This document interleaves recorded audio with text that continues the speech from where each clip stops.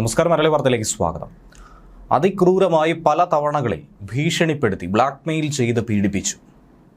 നിരന്തരം ലൈംഗിക വൈകൃതത്തിന് ഇരയായി മാറി. ഏറ്റവും ഒടുവിൽ സഹികെട്ട് ലൈംഗിക ബന്ധത്തിനിടയിൽ തന്നെ യുവാവിനെ വകവരുത്തുകയാണ് യുവതി ചെയ്തിരിക്കുന്നത്. തന്നെ നിരന്തരമായി ഇങ്ങനെ ബ്ലാക്ക്മെയിൽ ചെയ്ത് ലൈംഗികമായി ചൂഷണം ചെയ്ത യുവാവിനെയാണ് യുവതി ശ്വാസം മുട്ടിച്ച് കൊലപ്പെടുത്തിയത്. ഉത്തർപ്രദേശിലെ ബറേലിയിലാണ് ഈ സംഭവം നടന്നിരിക്കുന്നത്.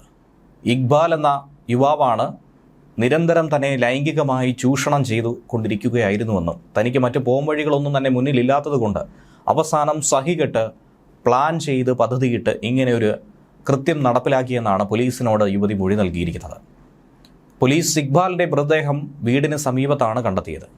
2 ദിവസത്തിന് ശേഷമാണ് പോലീസ് അന്വേഷണത്തിലൂടെ 32-കാരിയായ യുവതിയാണ് ഈ കൃത്യത്തിന് പിന്നിലെന്ന് മനസ്സിലാക്കാനായി സാധിച്ചത്. തൻ്റെ ഗ്രാമത്തിലെ വീടുകൾ സന്ദർശിച്ച ഇക്ബാൽ സാരി സർദോസി കരകൗശലക്കാരനാണെന്നാണ് യുവതി പോലീസിനോട് പറയുന്നത്.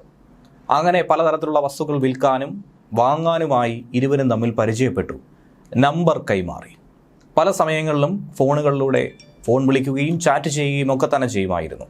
ഒരു ദിവസം ഇക്ബാൽ തൻ്റെ സ്ഥലത്തേക്ക് അവളോട് വരാനായി ആവശ്യപ്പെട്ടു. തന്നെ കാണണം, ചില കാര്യങ്ങൾ പറയാനുണ്ടെന്ന് പറഞ്ഞു.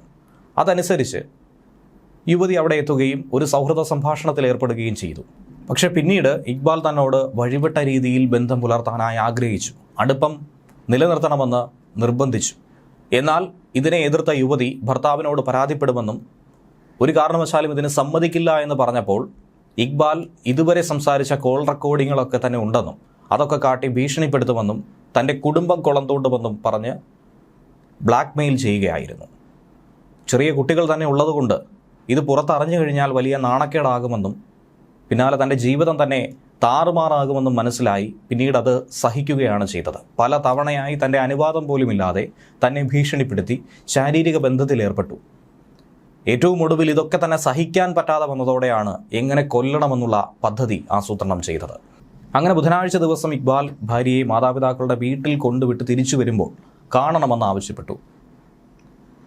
ഭർത്താവിനെ ഉറക്കാനായി ഇക്ബാൽ യുവതിക്ക് 2 ഗുളികകൾ നൽകി. ഉറക്ക ഗുളികളായിരുന്നു. രാത്രി 8 മണിയോടെ ഭർത്താവിന് ചായയിൽ ഈ ഉറക്ക ഗുളികകൾ പൊടിച്ച് നൽകി. അദ്ദേഹം അറിയാതെ തന്നെ കൊടുത്തതുകൊണ്ട് വളരെ വേഗത്തിൽ അയാൾ ഉറങ്ങുകയും ചെയ്തു. ഏകദേശം ഒരു 11:45 ഇക്ബാലുമായി ഫോണിൽ സംസാരിച്ച് വീട്ടിൽ ഒറ്റയ്ക്കാണെന്ന് മനസ്സിലാക്കുകയും എത്തിക്കോളാനായി ആവശ്യപ്പെടുകയും ചെയ്തു. അതനുസരിച്ച് യുവതി വീട് വിട്ടിറങ്ങി. 2-ൽ ഒരാൾ മതി ഇനി ജീവനോടെ എന്നുള്ളത് മനസ്സിൽ കരുതി തന്നെയാണ് പോയത്. ഒന്നുകിൽ താൻ മരിക്കും, അതല്ലെങ്കിൽ അവനെ കൊല്ലും. ഇതിലൊന്ന് എന്തായിരുന്നാലും സംഭവിക്കുമെന്നുള്ളത് യുവതിക്ക് തീർച്ചയായിരുന്നു. ലൈംഗിക ബന്ധത്തിൽ ഇടപെടുന്നതിനിടയിൽ അവൻ്റെ കൈകൾ വേർപെടുത്തി നെഞ്ചിലിരുന്നു. പിന്നീട് ഒരു കൈ വെച്ച് അവൻ്റെ വായിൽ അമർത്തി ശ്വാസം മുട്ടിച്ച് കൊന്നുവെന്നാണ് യുവതി പറയുന്നത്. മരിച്ചുവെന്ന് ഉറപ്പായതിനു ശേഷമാണ് വീട്ടിലേക്ക് താൻ പോയതെന്നും യുവതി തന്നെ മൊഴി നൽകുന്നു.